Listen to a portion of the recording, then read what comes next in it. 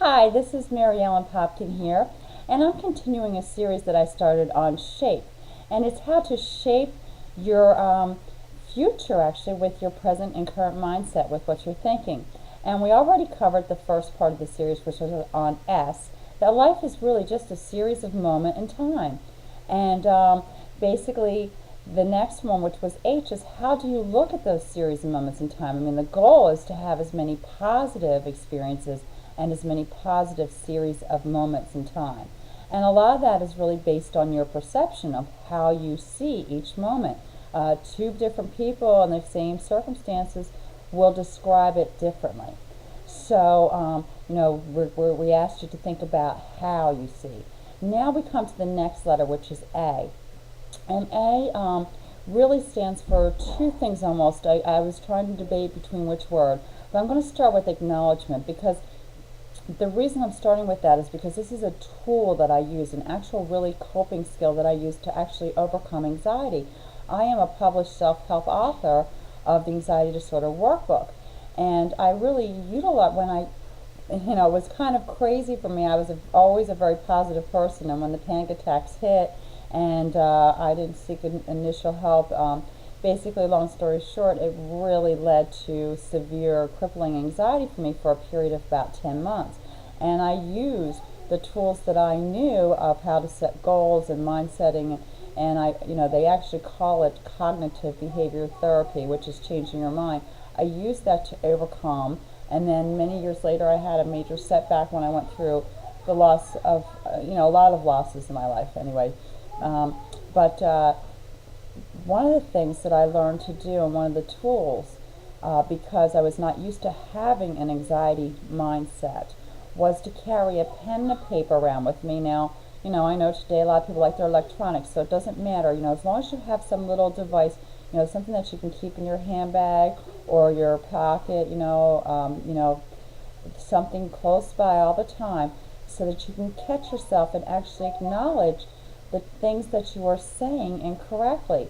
And it was amazing. It was very eye-opening to me when I did this little exercise of all the things that I was saying that were actually aiding and adding to my anxiety mindset as opposed to the positive mindset. Now, that being said, I also noticed that there were a lot of things, because I remember when I went and I spoke with a professional in regards to getting help with this. They were always amazed. They said, anxiety and depression go hand in hand, and you're not depressed. And really, I never saw myself as a depressed person. And I also, another thing that a lot of people who develop anxiety disorder, immediately it feels like you're having a heart attack. So, they're taking their pulse, and they're buying Holter monitors, and, going through all these tests. And I had seen myself all those years as an athlete and in good health and in good condition. So I never, ever, ever considered a physiological condition. I knew it was something in my head that I needed to make adjustments. That kind of put me a little bit ahead of the game. I knew that I needed to make adjustments in my mindset. So that's the thing where I talk about adjustments. But first I had to acknowledge and learn what adjustments to make. What thoughts did I want to keep? What thoughts did I want to change? You may actually say things, like say for instance you want to lose weight, and you're sitting there and you look at food and you say to yourself, so your subconscious mind doesn't know whether you're looking at a Boston cream pie or a salad. Because if you're saying that when you look at the dessert tray and you go, oh, that's going to go right to my hips, it doesn't realize the difference between the salad and the Boston cream pie. So you kind of just want to get that out of your vocabulary. If you're saying things too, another thing is like you might be saying something that you think is really good, like I desire more money. Well, yeah, that's great. I'll give you 2 cents. Guess what? You just got more money. That's not concrete enough of a goal. Do you see the difference there? I mean, you're on the right track, but there's got to be some sort of adjustment. If you're saying to yourself, Mary Ellen, I've tried this, it doesn't work, maybe it's because you haven't really thought about what it is that you're actually saying. Saying affirmations and everything is a wonderful stuff, but how explicit are they? So like in that example of, I want financial freedom, I want more money. Oh, but I really love my job and I don't want to leave it. I don't know where the money's going to come from. You don't need to know where the money's going to come from. You just need to say the goal and state it and make some adjustments, and then the universe will actually show you some other ways, some creative ways to bring it about. Perhaps you'll get a promotion. I don't know. Perhaps you will stay within the same career field but doing something a little differently. You just don't know where it's going to come from, and you got to be open to those possibilities. But you also have to start acknowledging what it is that you're saying to yourself. So for example, if you're just saying something as general as, I desire more money, hey, I can give you 2 cents. Guess what? You just got more money. I'll give you $2. You just got more money.